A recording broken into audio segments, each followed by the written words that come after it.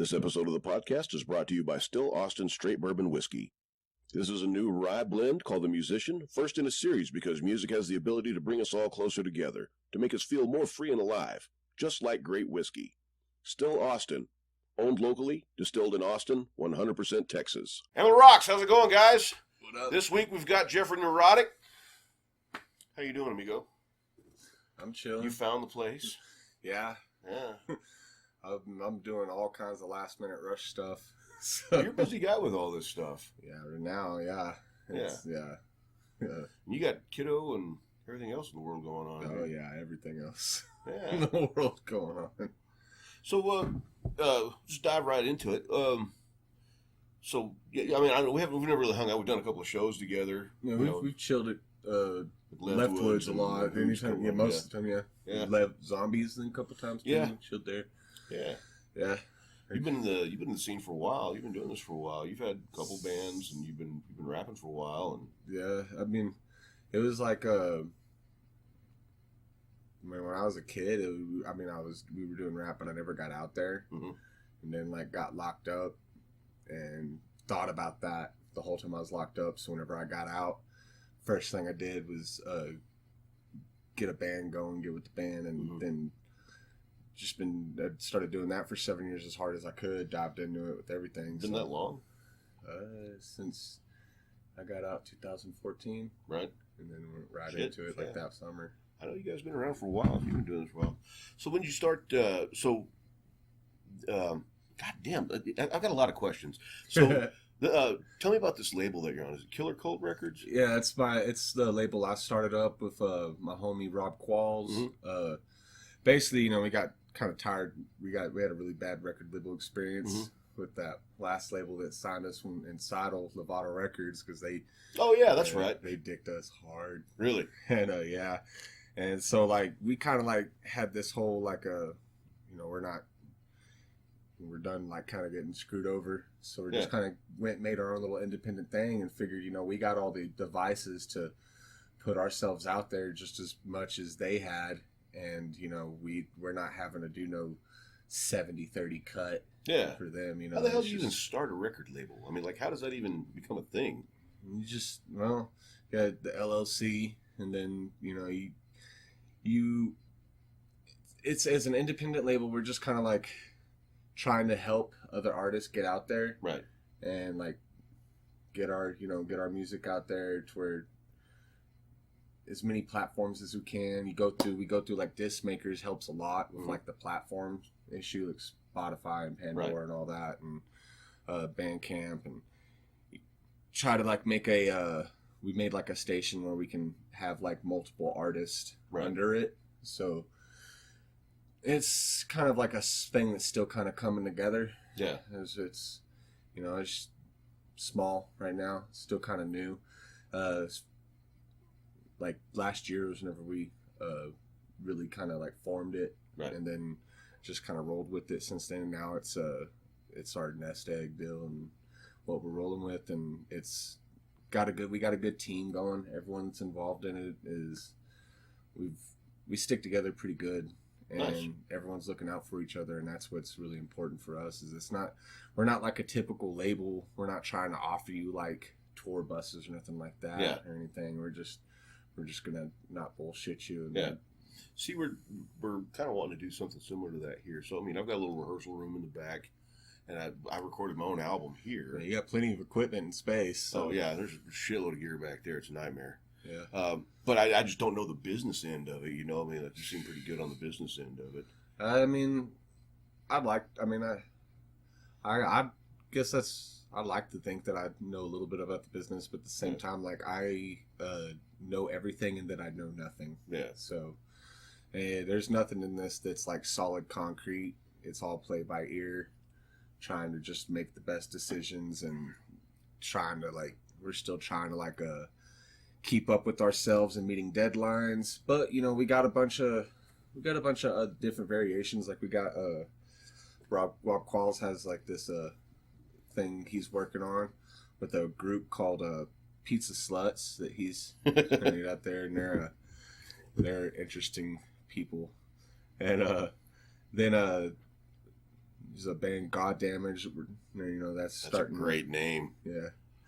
That's fucking awesome. They're like that's like on that real shreddy, technical type metal. Math metal shit like It's that. pretty intense, man. Like I've jammed with them, like just kind of just listening in and kind of trying to get in there, and it's a lot more advanced than what Cidal would do, you know?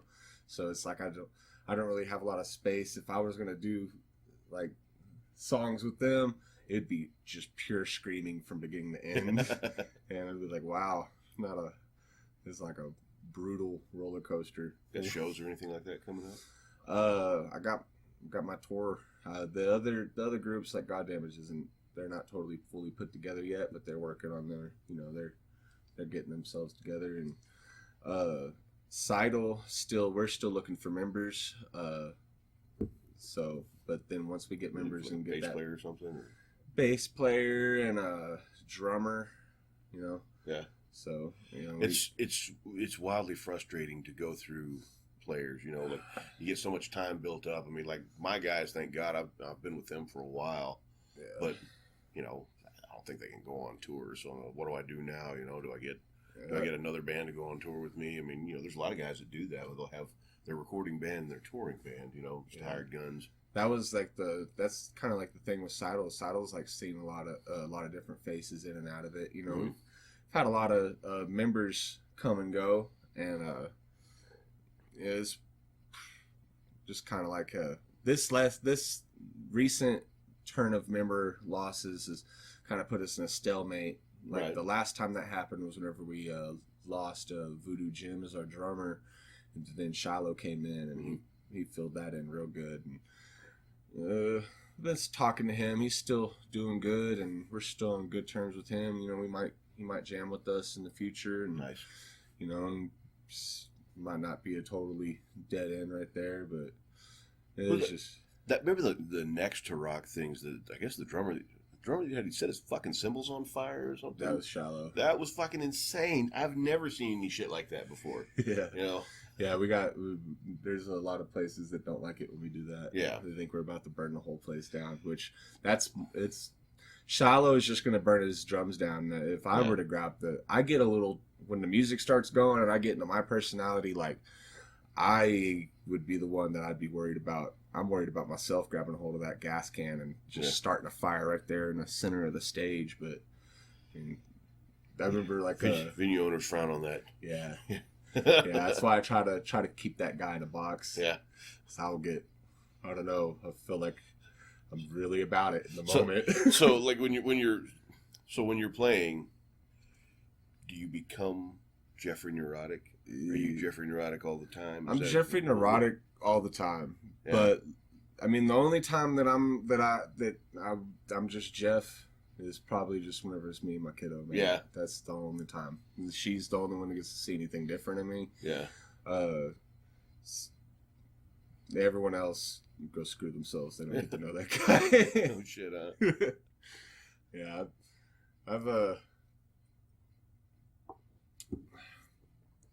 I've tried. I don't know. It's just kind of like the whole. It's like I don't wear a mask because it's just me. I did the face paint and everything like that, but even now with just my rap, it's just me. You've had some crazy looks in the past, man. Yeah. Crazy long braids and shit and the fucking contacts. Yeah, I'm still growing those out. Yeah. I got to restart, but grow it while you can, buddy. The shit starts going bald and back.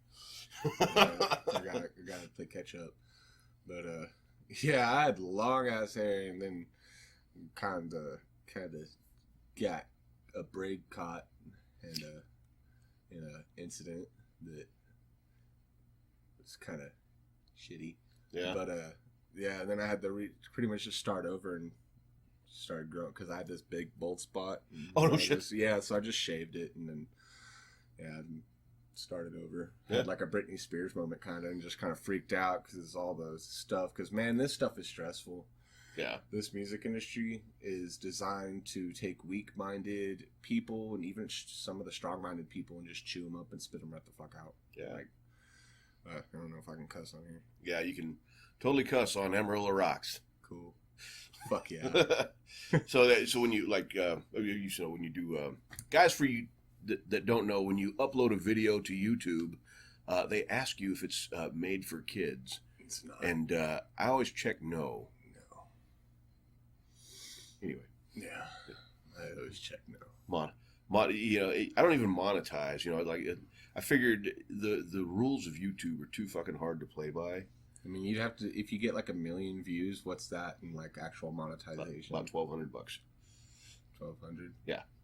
1 million views is about $1,200. For 1 million views. 1 million fucking views. Yes. 1 million streams on Spotify doesn't even pay that well. Yeah, no shit. Yeah. Spotify's even worse. Yeah. But what sucks is, Spotify is kind of the platform that everyone gravitates to. It's kind of the cross-platform. When I say platform, I mean like Android, iOS. I like Pandora. Because yeah. I listen to Spotify if I'm just trying to jam that artist or a specific playlist, I guess. But a lot of times Spotify won't even work right on my phone, so I end up going to Pandora. And it always works a little better. Pandora's been around for a long time. When I put my first EP out, they were wildly particular. Or I felt like Pandora was wildly particular about the content that they would actually allow on their platform. So they didn't approve me to be on Pandora, even though I was on Spotify and iTunes and all this other shit. And then it turns out, years later, listening to that record, I'm like, oh no, that record sucks. That's why they didn't want it on there. Yeah, I've listened to a lot of our old stuff, on SoundCloud. Yeah. So Cidal's first EP, the Echoes EP, went to SoundCloud, and pretty much that was where we were putting it there. And if it wasn't at a live show, then it was on there. I don't know if we got some of it on YouTube maybe, but I don't know. It's that, and then listening to that, which was recorded in homeboy Landon, the dude that ran a red light. I think it's Lando, but he recorded. He recorded us down in his basement, and we were kind of quick about it. We kind of rushed through the recording process of that, and so it sounds like we rushed through it, and it was our first ever recording. Totally did the same fucking thing. I had a show coming up. I lucked out. I got an opening slot with the Toadies at Midnight Rodeo, but we needed to have something online to kind of prove to Dale their TM that we were anything at all. Yeah. And so I put together this recording at Amp Studio, and it just sounds like total dog shit. And for some reason, and I still don't know why, that thing took off on YouTube. And I actually made a little money on that album, and I fucking hate that album. Yeah, it's like how Jimmy Buffett hates Margaritaville. Oh, yeah. Yeah. That is a reference I didn't think that we would bring up in this conversation. Yeah, that's our song on that EP, Counting Down, from way back then, was getting way famous, and it was one of the most least effort lyrically or musically writing that we put into a song, and everyone loved it. And I was like, man, if this is the song that gets us famous, I'm gonna be mad. Yeah. The ones that always bite are the ones that a lot of times the artists say. We had one called Orale a while back, and it's a fun song. Well, it's just a one-off. It doesn't sound like any of the rest of our shit. And sure enough, that's probably going to be the one that gets picked up. Yeah. Great, these guys are a comedy band. I get it. Green Jelly, got it. Oh yeah, yeah. We've played shows with them too. Yeah. Yeah, that's one thing I like about being in Cidal is we played a lot of shows with a lot of people I listened to back in the day. Don't you love that? Yeah, getting to do shows with your heroes and just people. It's a fucking blast. Sometimes you find out your heroes are really cool, but sometimes you find out your heroes are really dicks. Yeah, they say never meet your heroes. Oh yeah, I used to think OTEP was cool until she came through. I've heard that more than once. I've heard that she was not a fantastic person to hang out with. Yeah, I guess both times she rolled through here in Amarillo didn't end well, but I don't know. The music's cool. I don't know who's producing it, but the music's pretty cool. Yeah, probably stops there. I got to meet Reverend Horton Heat last weekend. So I'm fucking old, man. And I've been into rock and I think I've seen the pictures you posted of that. Yeah. man, that guy was like so down to earth and so cool. Yeah. And you know, I told him a little story. You know, they're doing like a meet and greet at the end of their set, and then I just got to shoot the shit with him for a second. I caught his attention because I knew all of the word. Man, I fucking fanboyed out for a little bit. I got right up front, and he plays this weird fucking, it's almost a Tejano song called "There Ain't No Swallow in Texas," and it's my favorite Reverend Horton Heat song, and it's just so fucking weird, and I knew every word. And he told me I was the first guy he ever seen that knew every word to that song, because it's just a weird B-side on some album they did a few years ago, and it just latched into my head. And I got to, you know, just long story short, he ended up introducing himself. He asked me my name, told my name, and then he stuck his hand out, looked at me, and said, "Jim." Like, fucking Reverend Horton Heat, one of my guitar heroes, went, Jim. Introduced himself as Jim. I'm like, it just fucking blew my mind, you know? Yeah, I kind of tripped out the first time I got the Meathead PE. Yeah. We've played for them like 5 times, and then like the first time I ran into them, it was like kind of like I didn't know how to act, kind of a thing. But then like each time after that got cool, and then finally I'm just like smoking a blunt with old Greg Zilla in the back and them, and just like it's so cool? Chill, dude. It was like it kind of blew my mind, but I'm still able to kind of act cool in my head, but inside, like outside I'm chill, but inside I'm just like, this is really happening, like type mentality. Oh shit. And got to meet Kung Fu Vampire, and that was cool as hell, and he actually wanted to have lunch with us the next day at Big Texan. Oh shit. Yeah. And I was like, man, this is wild, dude. And it's like, and most of the best chances I got, shout out to Aaron Hardy, because that guy has helped me. Oh fuck yeah! Shout out Aaron Hardy. I love Aaron. Yeah, he's helped me make all kinds of connections in my music career. Aaron, how the hell do you do what you do? Like, you're the weirdest motherfucker. We did a benefit show in some little town around here. I can't remember, years ago. It was for Children's Miracle Network, and this was like infant stages of my band, and it was in this warehouse.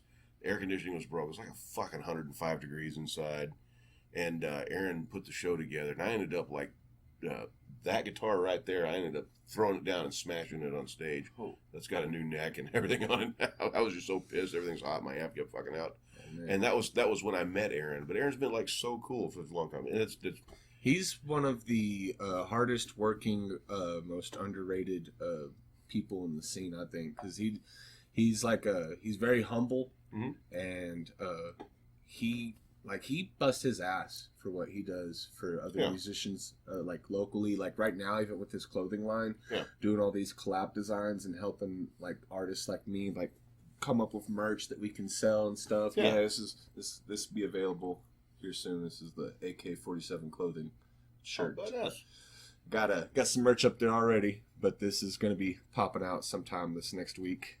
On your website or on the label site? Or AK47clothing.com, their website. Yep. And but I'll be promoting it on my pages and everything. And he's been like he's got, you know, designs coming out for a lot of like I think Trench Rat even has a design with him. Nice. I think. I'm not sure. I know OBI, Ado's Sikk, and SOS have designs with them. And they're up there in Tree Life Entertainment. They talk to that motherfucker. You know, I've been doing this shit too. Yeah. And I don't know shit about the business. Hey, it's all I still feel like I'm kind of like a kid trying to figure this stuff out myself. Like, I'm only 30 years old, and that's, you got to think, I spent at least 4 years in a cage, so it's not like I got to really get a head start on anything. I got a late start on everything that I've been doing, and that's why I bust my ass so hard, because I just feel like I'm still playing catch up. Dude, I'm right there with you. I started Loudmouth 10 years ago, and I still don't know what the fuck I'm doing. I've been playing for fucking 30 years, but I don't know what the hell I'm doing in this business. The landscape constantly changes. Yeah, man. it's a gauntlet. The industry changes, and it's a machine that like morphs, man, over time. And now a lot of it's digital now. And then you got, like, with the pandemic and everything, touring got all changed up, like pretty much shut down completely. You or me? That was me. Okay. turn it down. Oh, it doesn't matter. It's in a movie theater. I was just... But yeah, now everything's starting to kind of open up. So I mean and now I'm finally getting to do what I could not make happen with Cidal, which is unfortunate, which is get a tour going. Nice. And get out. How do you do that? I just got lucky and met some connections, and started meeting people and investing. Man, it's an investment at first. Yeah. You have to have money to make money, but it's like if you are willing to invest, that's the difference. Is sometimes you'll invest and you won't make nothing, and you'll just come home. I mean, it's like this dude I ran into this my recent connection that I'm really blessed for is Drew Smith, Nero the Madman. Mm-hmm. He's who helped me kind of get a foot in the door. That and running into Cody Manson back in like it was May. Yeah, and now I'm jumping on because Drew Smith's booked his tour, and it's who helped me get all the shows that Cody Manson has in Texas. Is that your agent, or do you have an agent? No, I mean, I don't know no agent. It's just a guy that books tours for artists and stuff. You know, nice. If you got the money, he'll book it and he'll set you up. And you know, this little mini tour is more of like a high investment, low pay tour for me, which is why I'm trying to get out as much merch as I can. Putting it in very honest terms. Yeah, high investment, low pay. Yeah. But that's being in music in general. It's kind of like a test run just to see if I can do it without the luxuries that Drew might be able to provide if I book a full blown tour with him. Right. So this one's just kind of like he helped me get some slots on these on Cody Manson's Manson Family Tour, which is pretty dope, and also like being able to meet up with Cody and got a collab going. We're going to be shooting a music video on the tour too, which is for that song. And everything is kind of ever since I started doing my rap, man. A lot of doors just started opening up, and it's kind of feels like Cidal like made me a better rapper. Cause man, you know, I was listening to Introduce and the origin story earlier. Just I hadn't listened to it in a few weeks. You know, we've been talking about this for a few weeks. And not trying to sound weird, but you're really fucking good at this. I don't know very much about that genre. You know, that's why I have all genres into this show. And the flow, is that the right word? Yeah, the flow. The fucking pit. For an old fart like an English guy like me, you know, we call it pentameter. Yeah. But the flow is really smooth, man. And your voice, it tripped me out too. It was like I felt like I don't know, I got powers now, man. I'm gonna pull something up here.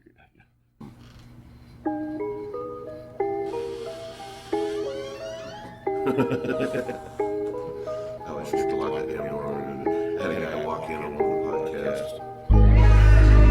So like introduction, and I was just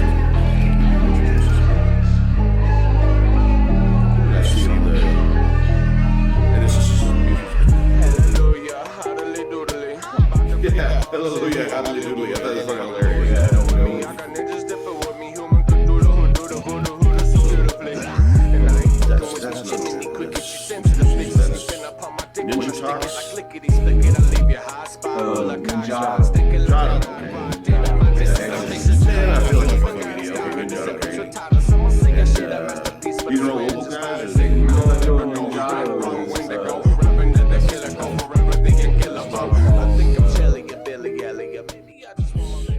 Ultimate personality, ego. That kid Goron, he made beats. He's I don't know where exactly he's from, but I got at least that beat from him, and then Rob Paul added some guitars to it to kind of make it a little different, because sometimes people are gonna when you got leased beats right now, be looking for producers. But when you lease beats, there might be other rappers with that same beat, so we got to do something different. How does that? Man, kill that. That's a world that just blows my fucking mind. So on the beat part of it, So when you lease these things, you pay these guys money for a beat. So what? God, guys, I'm sorry, man. I'm a fucking idiot here. I don't know what a leased beat is. It's well, you know, they got beats like you see like on YouTube, you see a bunch of free for profit or free for non-profit. I mean, but if you want to monetize, if you want to make any money off of that beat or that song, you know, you pay for a lease, you know, and you can pay for different kinds of leases. I always get the unlimited lease. I always go all the way because, you know, you never know which song is gonna blow up and get like 1 million plays, and then because once you pass a certain amount of plays, if anything outside of an unlimited lease is going to end up, you're going to have to renew that and start, you know, kicking more out of pocket to them. Do you give them a percentage? You pay them a flat rate? I think the lease is, well, I mean, the lease is, that's their rate. But then once if you go past their certain amount of plays that they allow you, like even with an unlimited lease, you only get a certain amount of like videos and stuff that you can release, but and then you have to give credit where credit's due. You know, so you know, that's the kind of like an exposure bucks. Fuck me, who doesn't like exposure? Remember, I told you I had a bunch of weird questions. I mean, you know, so I'm still trying to figure this stuff out myself, man.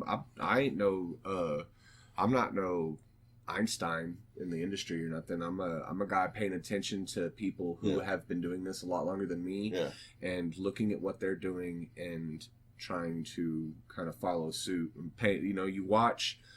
I've always been that way. I've always watched my elders and people who seemed like they had wisdom, and I absorb it as much as I can and try to just play like that. But I also got a lot of friends that we all kind of put our heads together. Like Rob Qualls, he's helped me kind of map out a lot of what we got going on. Like he has more of a grip on the business workings of the label than I do sometimes, because I'll be so caught up in all the stuff I got going on and my music and everything, and he's the one that's engineering and mixing and mastering and setting this stuff up and coming up with the plan to make the CDs and the labels and all that stuff. Nice. And I mean, that's my boy right there. So you guys using DistroKid or we DistroKid is Disc Makers who we went through for a lot of our stuff. Bandcamp too, but Bandcamp's like no one really goes on Bandcamp, but I mean, it is the best. It is the best deal you will get percentage wise, but no promotion. Yeah, that's where the cut is. It's like you'll get the biggest cut, but you're not gonna get no promo. Yeah. So you're just gonna be a small amount. I've used them for years, but I just have my website, my URL just redirected to a Bandcamp. I don't really use them for promo, and I just do my own promo. Yeah, I forget that I even have songs on Bandcamp, but yeah, a lot of it's. I mean, like the Gospels of Gore album that we dropped last year with Cidal it's on Bandcamp, but it's also on Pandora, Spotify, Amazon Prime. It's on all that. All those platforms. Yeah, all those platforms. You can look up Cidal now, and you will find Gospels of Gore, and you can go check that out. It's a big badass. It's actually really good. I've seen these guys live. They put on a fucking incredible show. Yeah, dude, that was you guys put on an incredible show. It's the show is a big part of what I love about this. Yeah. If I couldn't do shows, if there weren't, that's why I was so scared about the pandemic, man. Not being able to play shows and be with the people hurt me inside, hurt my soul.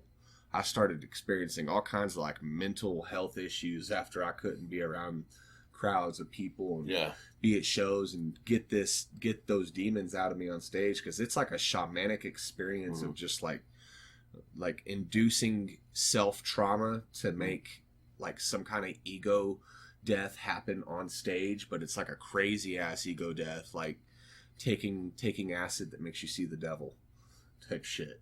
But you somehow become in tune with things after that kind of craziness like hits you. You reach like a certain point where you just break through the crazy, and all of a sudden it's nirvana. And like that's whenever I get off the stage. As soon as we get done doing all that crazy madness on stage, whenever we get done, I walk off. euphoria starts hitting me like a high I've never felt before. And it's like, it is a legit, it feels like I got all the dopamine and serotonin in my body just like rushing into my brain. Yeah. And it's better than any drug. Man, nothing beats having a good set. You know, a good show. People are into it. You know, it's a wonderful feeling. You know, I feel like I've always had a good set too. Even at some of the smallest shows where there's only like a few people that showed up, man, I still feel like we had like an amazing set. We've always played our hearts out. Yeah. Whether it was Cidal or me just rapping, you know, it's always been an amazing set for me. And that's, dude, there's a guy. Okay, everybody knows who this guy is. God, this was in the late 90s. Used to be a bar on 6th Street. It's like something's Lowry Saloon or something like that now. But it used to be called Bangers. And then it was called West One. Bangers. But Kid Rock played there. He was on tour in a fucking minivan with his entourage. And there was 30 people there. And at the end of the night, I mean, there was nobody. It was like a Sunday night. And nobody there, but that dude at the end of the night, sweat pouring off the end of his hair, just most incredible show I had ever seen at that level in my life. And everyone gave 110%, just blow their mind. Then he come out and hung out with everybody afterwards, you know, just shot the shit with everyone. And, you know, and now, obviously, Kid Rock's, you know, he's at this point, he's an old big name. He's different. But he's different. I'm not saying I'm into his shit, but I'm just saying that show, you know, when you never know, like when you're at this level now, when you pour everything you got into this show, there might be someone talking about you 10 years from now going, man, I saw that motherfucker when he was playing, you know, playing a bar with 30 people. You know, that was incredible. You know what's crazy? Yeah. What's really, really crazy? I have super anxieties about people. Yeah? Yeah. Social anxiety, like crazy, but you know how I was just saying, like I started feeling a mental health break. It's like I have a split personality, man. Like there's a side of me that get super terrified whenever I step off the stage and people are coming up to give me hugs and say, "Oh, it was an amazing set" and everything. Yeah. And I still like smile and go through it and like I'm totally wanting to just chill with them, but at the same time I'm freaked out, terrified of people. Left brain and the right brain are going. Yeah, it's like it's. I mean, like I've been in a lot of situations where you know you get swarmed by people, bad. Like I've been locked up. We've had riots happen and stuff. Yeah, it's a little iffy whenever when there's a whole bunch of people. Mosh pits. Yeah, dude. Mosh pits will bring out a crazy mentality, but it's like somehow, man, with this music stuff, I'm able to break through all that. This is my therapy. It really dude, is. I get that. You from here? Yeah, born and raised. Born and raised here, no shit, huh? Yep. Where'd you go to school? Where didn't I go to school? I mean, I got kicked. No, I got kicked out of every school in this town. Fuck y'all. Yeah, I got kicked out of like 4 different middle schools and 3 high schools, and then got quartered to get a GED because they were tired of my shit. That's awesome. That's a rock and roll story. Sorry. Yeah, it did. I mean, it was crazy. It's like because I was actually like a grade A student. Like I knew all the work, and it's not that I was dumb and couldn't do the work because I was never had that issue. I could ace any test they put in front of me. I just didn't really feel like going to school and putting up with the crap that the system. I just feel like I always had that. I'm a guy that asks a lot of questions and they don't always have the answers, and it makes them mad, and then they tell me to shut up, and I tell them to go fuck themselves. A lot of times those teachers, man, that's just a job to them, you know. They're not invested in these kids. I just feel like I guess I kind of caught on to that whole Timothy Leary mindset pretty early and do LSD. Nah, yeah, it wasn't so much LSD, but the whole like, you know, like the school system is just rattling a stick around in a empty bucket type deal is like, that's kind of like how I felt it was. And I mean, even now it's like I look at the school system and how the curriculums they teach kids and stuff. Yeah. And the way they changed math up all of a sudden. And they call that shit Common Core. Yeah. I haven't really looked into it, but think about like how you learned certain subjects versus how kids learn it now. You know, it's almost like they're creating an intentional divisive gap in communication between that generation and an older one. Yeah, You know? it's a. I mean, Common Core, like I'm really good at math, but I fucking hate math. Yeah. I'm really good at science. I kind of like science more than math because I mean science is pretty cool. Chemistry's cool. Biology, all this stuff, but like history, some of the stuff in history I just feel like was bullshit. Like they're like, oh, Germany doesn't like to talk about the Holocaust, but then whenever it comes to like how American settlers came here, the Indians taught us how to make corn. It's like that's not how it went. Like, yeah, they taught us all this shit, and we fucked them over. Yeah, it's like, but it's like blanket. Anyone? Yeah, man, my favorite subject has always been psychology. Something about the mind, the human mind is there go the name neurotic. Yeah, well, that the name neurotic probably spouts from a lot of other issues people may or may not have noticed.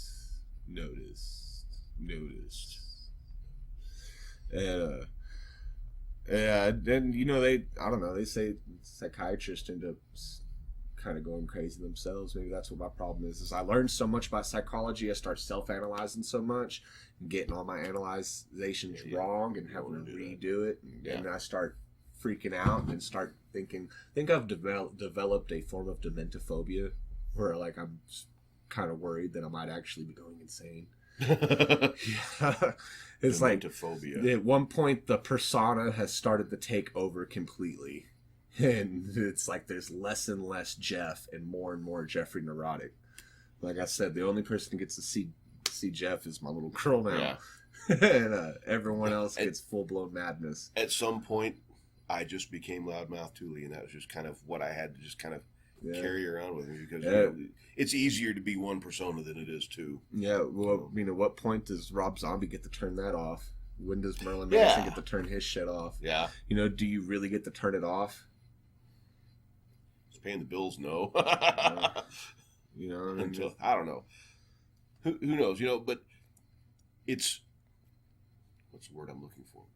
It's just more rewarding to be interesting. You know. There's plenty of boring motherfuckers out there. It's easy for me, too, because, I don't know, it just comes second nature, I guess. I'm not trying to be too interesting, but it just kind of happened that way. What's the scoop of this next album? What's the release date on it? The EP? Yeah. I will have copies of that on tour. Okay. Y'all come up to the show, because I'm going, the tour, Austin, on the 16th, this Wednesday. Oh, no shit. Yep. I'll be in Austin, Texas at Come and Take It. And it'll be the Manson family tour, Cody Manson.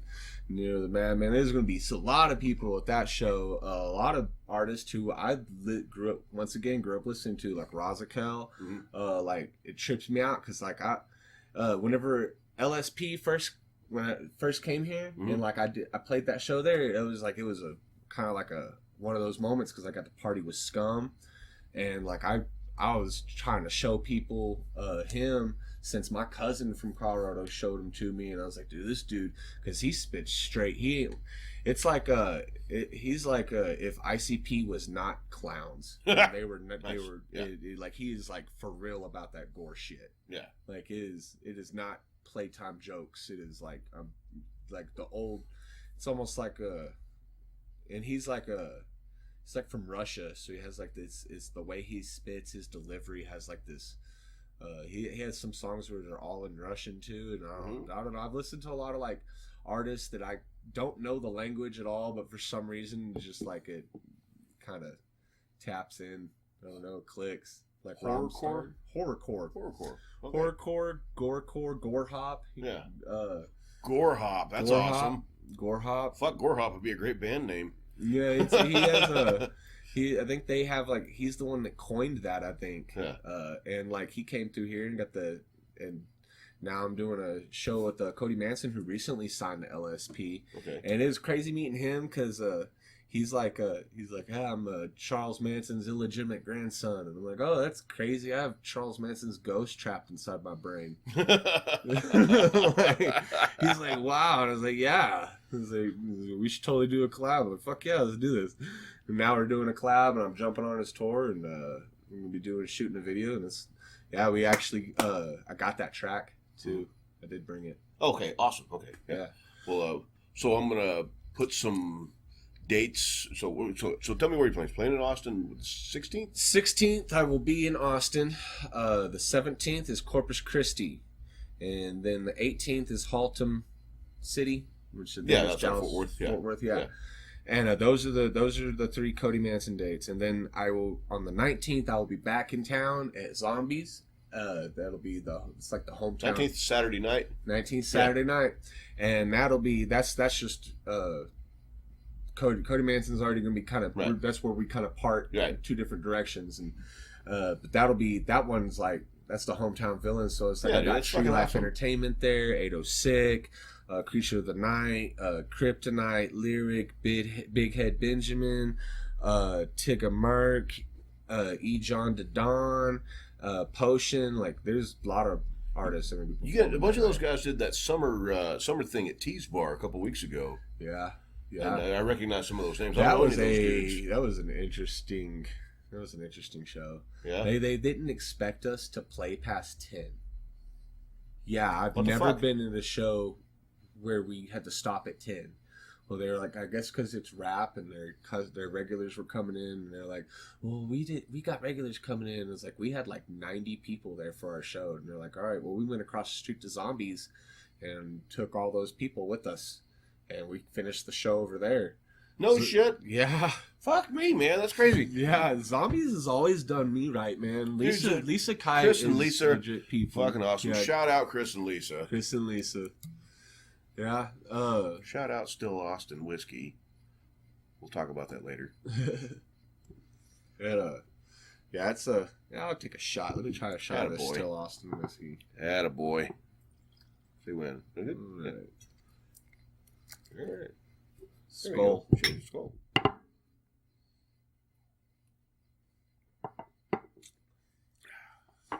It's smooth.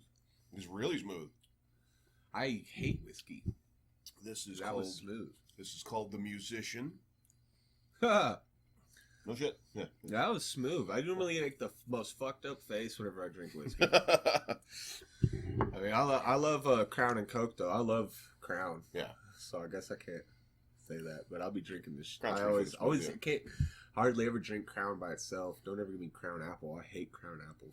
A lot of people love that shit. See, I don't know if I'm getting old or what, but I started liking Crown Apple. We got a guy, shout out Sonny Bakta, who turned me on to Crown Apple and Cranberry just as a sipper. And it's fucking delicious. And I used to be always one of those guys, nope, it's got to burn, it's got to hurt. No, it does not. It does not. You can have a delicious cocktail, get your mind right, and everything's fine. You don't have to you don't have to drink 30 of them and it hurt every time. Why don't you just drink rubbing alcohol? Yeah. You want it to burn and hurt. Dude, my mom used to work for this place called The Haven. It was like a halfway house with women who like to go all the way. And some of those old gals, there's one old gal in there that's what she did is she drank rubbing alcohol. And she got a fucking condition called wet brain. And wet brain is fucked up. You're not supposed to actually drink. There's other. No, dude, she did though, man. And the wet brain makes you crazy. I've heard of people drinking mouthwash. Yeah. And shit, and like even sanitizer. Like in prison, they get sometimes they were getting a hold of them sanitizer dispensers and drinking that shit. And like I'm like, man, I've made hooch. Yeah. And you want to taste the worst drink of your fucking life? Let's make some hooch. Yeah. And I'll be back here in a month when it's fermented enough and it tastes like you're drinking raw dumpster juice, man. And that was the worst 21st birthday of my life. Yeah. How many have you had? 21st birthdays. 30. That was the worst birthday of my life. Dumpster juice. That was a horrible way to That's spend a 21.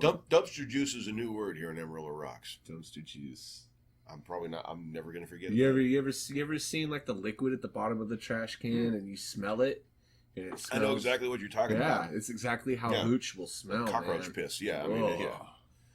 It's fucking horrible. Yeah. We got fucking jacked up though. Well, yeah. But it was so disgusting. Because it's fucking poison. That's how you get jacked up. Your body's rejecting it. Yeah, it's probably more of a food poisoning thing than it was a drunk. It's like mushrooms, man. Mushrooms, mushrooms are great. Yeah. Mushrooms are God's gift. Flesh of the gods, man. Dude, it is mushrooms.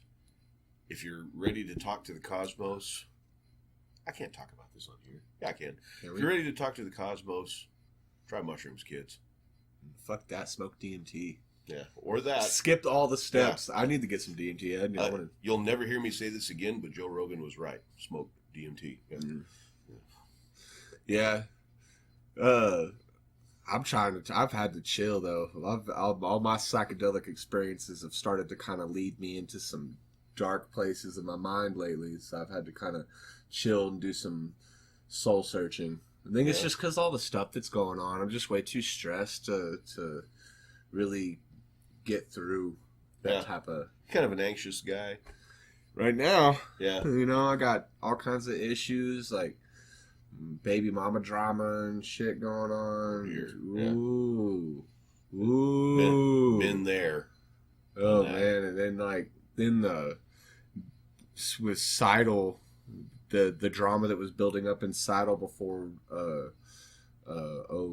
Malign and Trey and them fucking burn off. It was like having extra girlfriends that you just could not. I have said that shit for years. Being in a band is like having 4 girlfriends. Having a bunch of girlfriends, yeah. And it was we were getting real at each other's throats towards the end, and everyone was just like. Sucks.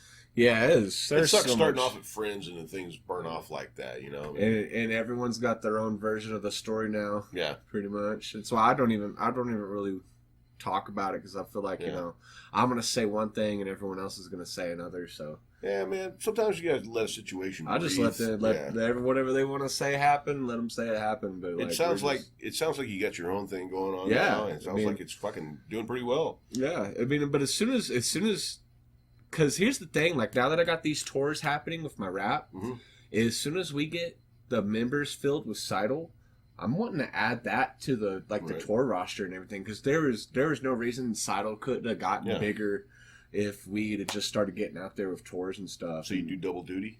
Shit, yeah. Fuck yeah, I do double duty. I've done that. Fuck yeah, okay. I'll do double duty. Well, the rap is way different from the metal, man. Yeah. Like I am... it's for one, it's way more anxiety because I do not have whenever I'm up there on stage with the band, it's like the people's attention is dispersed into different members. Yeah. So it's less pressure, and it's like whenever you're rapping up there by yourself on a stage, it is all the eyes are on you. Yeah. And if you fuck up, you don't got a bunch of loud music. Like if I were to fuck up a lyric, I can't hide behind the lyric and just do a death growl. So I mean, like some of the shit that you're doing though, and that's lyrical acrobats. Yeah. To remember, the blueberries. Yeah. All that shit that you're saying has to go a certain way. Man, I fuck lyrics up all the time. There's no way I could do rap because I'm just too stupid. I don't have the thing. So I've always admired rappers. Really good, man. I didn't think I was really that good.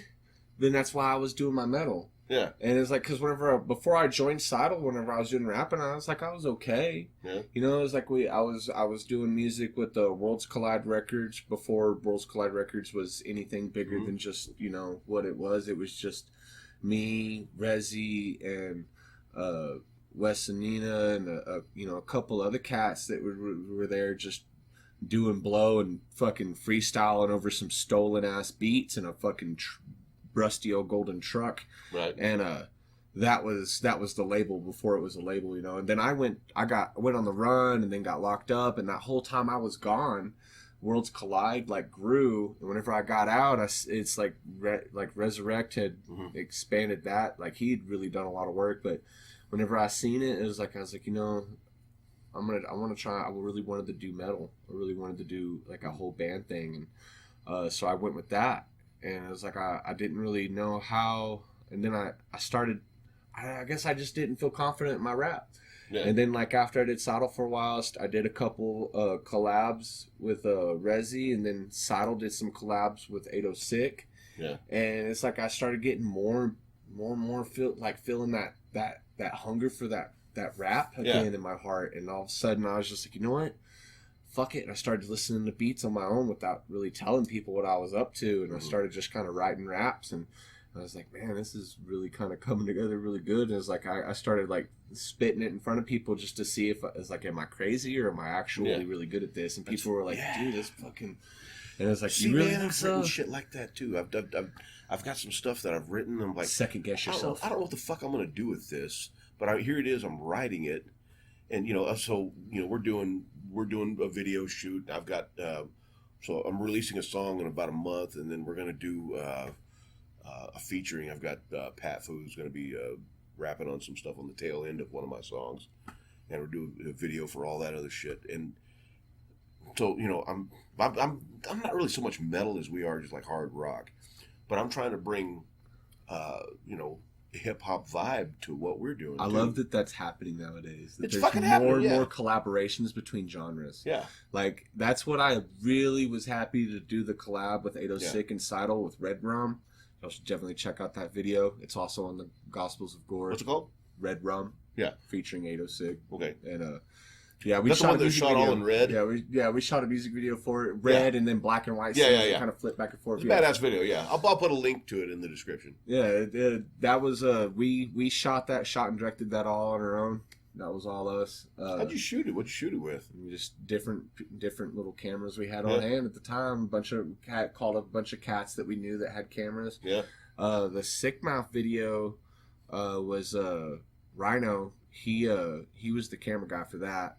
And I got the location at my job, and then I kind of I came up with the storyline for the whole video, and like I directed it, through it, and then he shot it, and then he edited it all together, and then he did that for us, and then he did some videos for Sikk and Eli too, and he had really good production quality in his cameras. That's where I kind of would like to graduate to that. Yeah. Right now, you just got to work with what you got. Sometimes. But there's ways to make that shitty quality. Even doing this, even in this podcast, it took me a while to figure out just the gear that I had, like these conferencing mics and my little Mackie mixer that I use for my acoustic gigs. Yeah.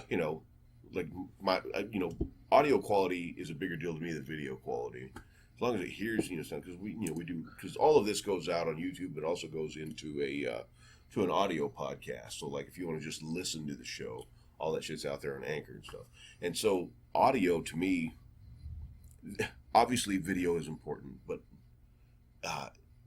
the cameras, dude, my phone, I can take a picture of the moon with my phone, and yeah, the quality. I've done a lot of stuff with just my phone. Exactly. For everything I've done musically, it's crazy. And microphone quality is decent on these, but it's still not. I would not record the microphone. Exactly. I would not do that. I might do all the graphic shit. Yeah. And then still skip by on that. But even that, you do graphic stuff on your phone, and then you try to put it on something else. It will look. Once you transfer from your phone, it may look good on your phone, but once you transfer from your phone to anything else, it definitely lowers its quality. Yeah, you start lowering. Yeah. So it's that's why I invested in a gaming laptop so I could try and get more don't look and crunch the pixels a little down better, yeah. So I can get there, and I'm just trying to get my we're just gradually leveling up. This whole record label, we're so small, mom and pop version right now. We're Killer Cult Records is small. Same here, dude. We're a small cult. But we're going to grow. It's the plan is to grow, to gather. I'm already talking to other artists outside of Texas to try and get them in on it, and that's the thing, that's how you do it. It's like you realize that nowadays, that's the benefit of nowadays, is everything being digital. It's like I can talk to someone over in Cleveland, Ohio, and he records his verses and sends them to me, and then me and him got a collab going. Shout out to Cody Manson. And, you know, it's like he's all the way over there, and we're still being able to do this, and we're still linking up to do a music video. So, you know, it's just, it's kind of easier now that it's all digital, because you can reach out to people. There's like this other, there's this female artist that I've been talking to, and she's like, I think she's over like in Cali, man. And it's like there's a dude over in Oregon, even, you know. It's like you can, the fact that you can reach over to these people so quickly and easily, and it ain't shit. A lot of times, a lot of these dudes are collaborating in real time. You know, they're doing fucking Zoom meetings, and there's so little lag. You know, there's just they massage the data just a little bit. Yeah, it's blown my mind, because like, dude, before I went to prison, it was not like that. No. Whenever I got out of prison, it was like they handed me a smartphone, and I started looking at it, and I was like, what the fuck am I supposed to do with this shit? Yeah. It still takes me forever to figure out a new phone, dude. Like, I get overwhelmed by the technology sometimes, and like every show I've ever been to, I whenever they ask me, like, someone asks me technological questions, like, I'm not a tech guy. Right. I write music and I spit, and I'm not. It's like I used to be computer savvy. I'm not anymore. I'm computer savvy for 2014. Yeah, 2014. No, even before that, 2010. Oh, good. Yeah. 2010 is when my cutoff limit went. Anything post 2010. Yeah, we went way past Moore's curve on that. Yeah, one. You lost me. Yeah, it's like a 2010 was like, I mean, smartphones were still just kind of pretty new. Yeah. I didn't have no smartphone. iPhone 2010. iPhone had been out 4 years. Android was just a couple years old. You know, I got all that shit when it was I still had a flip phone. Yeah. 2010. But I was also on the run. Yeah. So, like, I wasn't even using my real name. I believe you're the first guy that I've ever had on the show that was ever on the run. Yeah, I ran for 2. I was on the lam from the law for 2 years, and then they caught the tater. They caught me in Washington. I was like, because whenever I was a kid, I was getting out there and some hood shit. Yeah. Like, we was doing stupid stuff, hitting licks, running. I fought the law. Running products. I won't go into too much detail. He had a distributorship. Yeah, we had a distribution thing going on, and also kind of like a banking thing, but it was mostly withdrawal.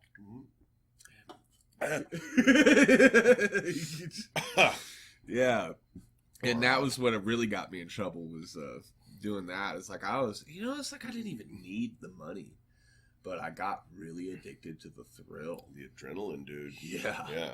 I started thinking I was a badass immortal. Like, I didn't even care if you did kill me. I still kind of have like this death wish mentality, and that's partly why, like, whenever I talk shit and people will be like, you wouldn't say that shit to my face, and it's like, I will absolutely show up and say it to your face.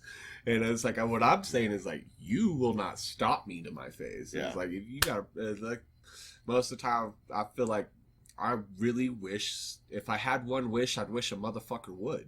Yeah. I found out, you always wonder what your fight or flight response is going to be. Yeah. Like, we had our album release show about a month ago, and Kitty Cat and I came home, and we let the dog out, and she was, letting the dog piddle or whatever, and then all of a sudden she fucking burst in the house. She fell over, my toolbox was right by the door because I'm a redneck like that, and she bruised herself up, and there's a fucking big ass pit bull with his fucking paws up on my fucking front screen door. Wow. I mean, like, just out of the blue. Like, he didn't say anything. Yeah, dogs, I'm a little bit more scared of dogs than I am people. So I've got no control over that shit. I went after the motherfucker. I went outside in my bare feet. My fat old ass went outside 3 o'clock in the morning and chased this pit bull who fucking started charging back. I'm like, I don't know what I'm doing, but I'm about to fight this fucking dog. Luckily, the dog said, you know what? No. And the dog took off. Pretty big. Huh. Yeah, No big deal. This a dog can fuck you up, man. A dog yeah, fuck they you up. can. All they gotta do is yeah, twist, man. Yeah. You're out of there. Yeah. They get one good latch on you, and a pit bull too. Yeah, They got them teeth. Yeah. Oh. So I learned this from a Green Beret years ago. Kick 'em in I the don't know why the nuts. fuck we're talking about this. So if a dog comes after you, put your forearm out. Yeah. And if that's your only defense, put your fucking forearm out, and let them latch onto your arm because that's what they're going to draw to is whatever's in front of them. Mm-hmm. And then you can kind of, if you're strong enough, you can catch the back of their head.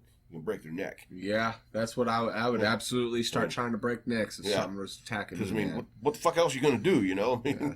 There's been times like I've been in a like actual fights with people, and I start thinking, it's like, how can I snap? How can I snap this? And I start thinking, start thinking about doing like some crocodile, grab your arm and start spinning in a circle, do a death roll. Do a death roll, Yeah. and it's like, if I break his arm, he's not going to be able to do Go for anything. the clavicle. Yeah, the Clavicle clavicle balls, snap those yeah. clavicles, and And all you MMA guys, I don't want to fucking hear it. Yes, I know. Whatever. Just we're talking here. Come on. yeah, whatever. You've been in as many fights as I have. You will lose some fucked up fights. I've Yeah. lost fights to motherfuckers that have whooped my ass, but I've also beat motherfuckers up that Yeah. I thought were going to whoop my ass, and it tripped me out how easy it was to take them down. And I was like, man, I've lost fights to small dudes Mhm. and won fights to big dudes, and like that's what really confuses me. Well, Like, it's a confidence factor. yeah, Big dude thinks he's got a handle on the situation. yeah. You know. Oh yeah. But, Whenever you know, you're what scared, you fight a lot harder. What do they say? The bigger you are, Harder you fall. that's right. Yeah. Yeah. And It's like I ain't trying to be no MMA guy, but like, yeah, you just get. I kind of have that attitude that sometimes has got me in a lot of trouble, a lot of altercations. Yeah. But, it is what it is. But at the same time, like I said, I got that death wish mentality. I feel like there's like this part of my brain that's like, I'm tired, bro. Yeah. I'm really tired. There's a lot of bad stuff going on in my life that if you were going to end my life in a crazy fucking fucked up fight, I wouldn't have no problem with it. So when do you think Jeffrey Neurotic is going to cool down? I don't know, but I hope it's soon. Yeah. Because he's... Well, right now, man, you're kind of riding the wave a little bit here. You Yeah, know? it's like I want to just be focused on my music. That's all I want. Yeah. I just want to focus on my music and my daughter. Yeah. But I get pulled in so many directions sometimes because like my past will come back and like that old me, that old fucking crazy me will come out, and it's like it's got me in trouble and drama and issues and confrontations. It's like, and even whenever I'm trying to be chill, Yeah. a lot of people have said that I'm so intense that it like intimidates them or something, and it's like I'm not trying to even be that way. And I've had friends tell me that that I come off is confrontational. The first time I saw you in person, I'm like, yeah, that guy's not approachable. I don't want to be unapproachable too. That's why like whenever I try to I'm trying to chill that out. Like y'all can approach me and say what's up, man. I'm really a cool dude. Just like don't make a fist, please. Yeah. Shake my hand. Don't. Well, dabs are cool. That's a I'm thing cool now. with the hand dab. Everyone's the everyone- dab. I'm cool with that. I don't want your germs either. Yeah. But but it's like I'm approachable, man. I just like I'm trying to chill out. I've tried a lot, man. It's just like, and I'm only really reached. The thing is that I have matured to a point. Like I really do keep a calm point, and I only get like that whenever I feel like I have to be. And it's like I'm not just like out like getting drunk at bars and starting fucking fights like some assholes I know. It's like We all know that asshole. Yeah, we all know that asshole. You know who you are. Chill out. And like that's Bart. Jeffrey. That's Jeffrey telling you to chill out. Bart, if you're watching this, fuck you, and you know who you are. And Long story. Yeah, man. It's like I'm trying to I try to take this shit out in my music. That's why my music is so aggressive. Yeah. That's my therapy. I get that shit out of me, but there's You don't know who that's helping. You don't know who else has got the same shit bouncing around in their head. I know there's lots of people out there Yeah. like me that are fucking trying to fight that fucking demon because they, whenever you have like this, and it's like being like soldiers when they go to war and they come back, Yeah. they don't know how to turn that shit off right away.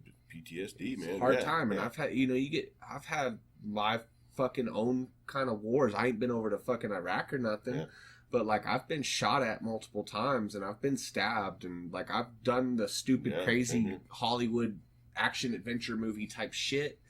And, like, I've tried to chill out so much. Since I've been chill, since I've been out of prison, I've been keeping my nose clean. I ain't been going out trying to fucking ride on motherfuckers anymore, for the most part. Unless I absolutely feel like I had to, I wouldn't do it. Back in the 90s... I toured with this band a long time ago, and we actually had a term for it, and it was also called PTSD, but it was called post-tour stress disorder. Yeah, tour can be traumatic. Tour. When you get off tour, and you've been dealing with crazy bitches, so like all of a sudden you're back at home, you're around the people who you like, and but you're so used to deflecting, elbows up, all the fucking time, and now when you get home, you have to turn that shit off too. That's why I'm trying to. That's why I booked a small tour this time. Yeah. This is my first real tour.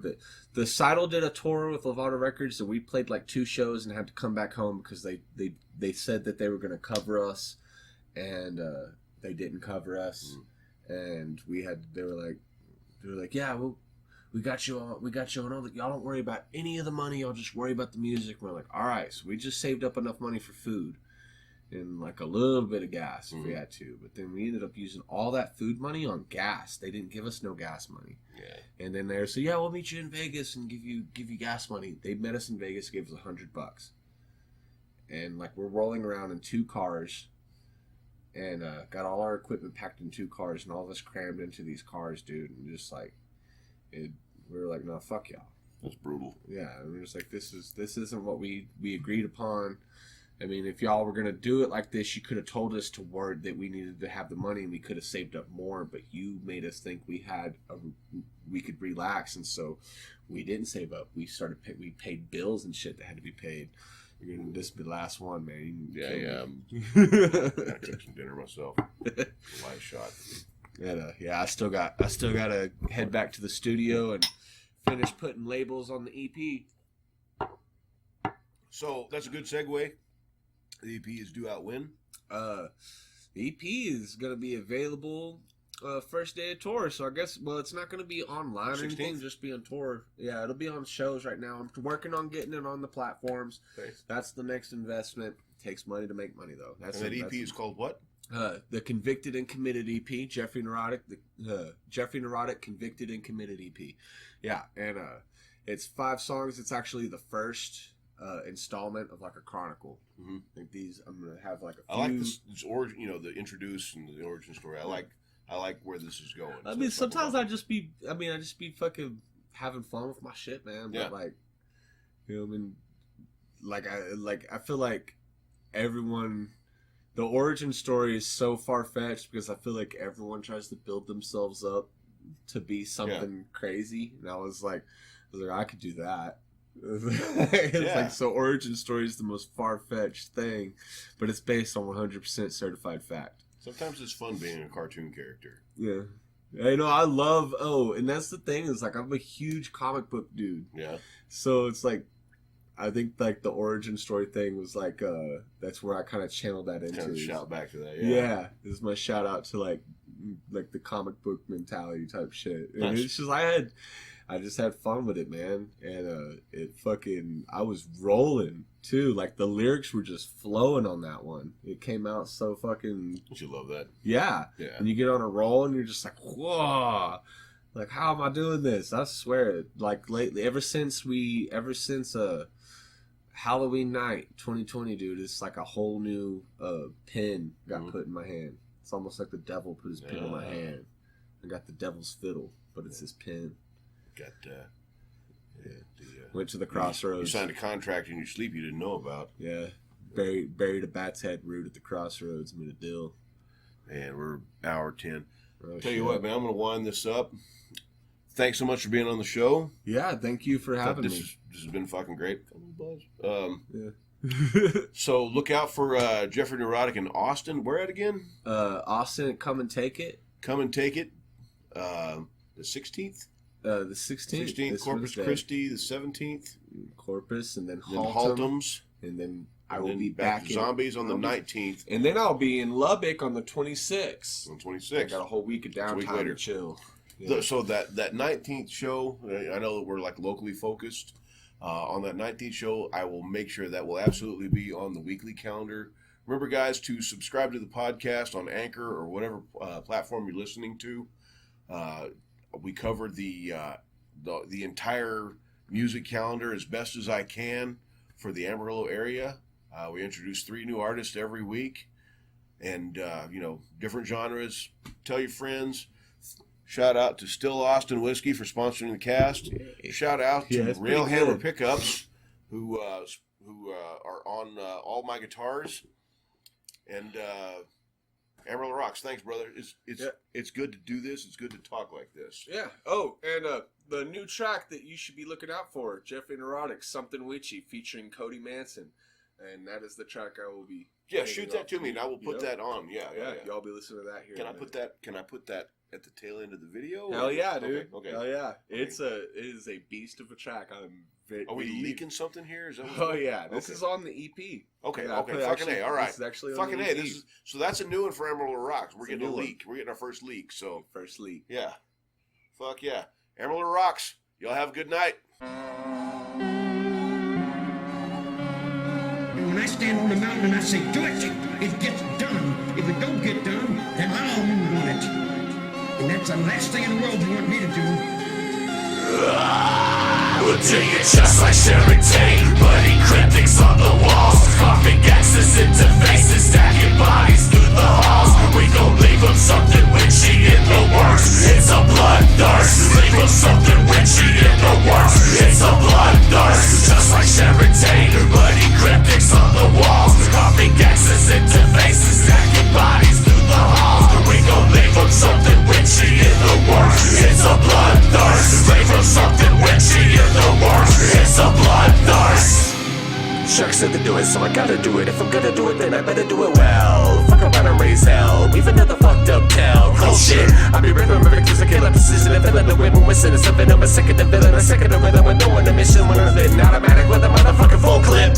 Instant naga in a suit. I am a death god. Yeah, I'll make your bed rock. Even as your flesh rots. Red drops trickle when the sickle makes a wet spot. Whistle when I swing the sickle swift and leave your head chop. Sick shit, bloodied on the walls and witch script. I'm vicious, better yet apocalyptic. Get this, I'ma leave a scene that's sort of stirring and fucked up. Because everybody a witness. Feeling like an animal that's out of my cage. Psyche of a cannibal, I'm stuck in my ways. Hit you when you're melon with the parabellum to the cerebellum. Making melon matter out of your face. Yeah, you should've washed your fucking mouth. Now my family's got your family leaking all throughout your house, bitch. Yeah, I'll rip your throat right out. You try to scream for help, but you can't make a sound. We'll do you just like Sharon Tate. Bloody cryptics on the walls, carving X's into faces, stacking bodies through the halls. We gon' leave them something witchy in the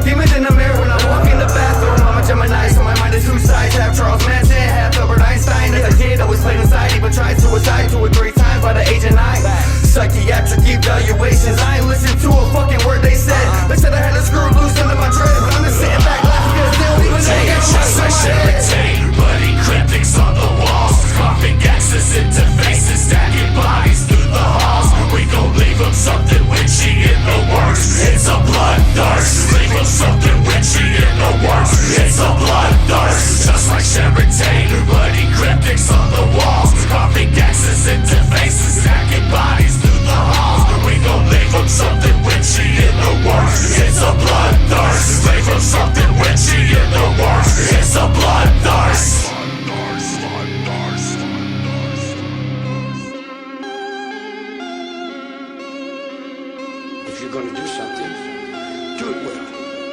And leave something with you. Leave a sign to let the world know that you were there. Have a good day.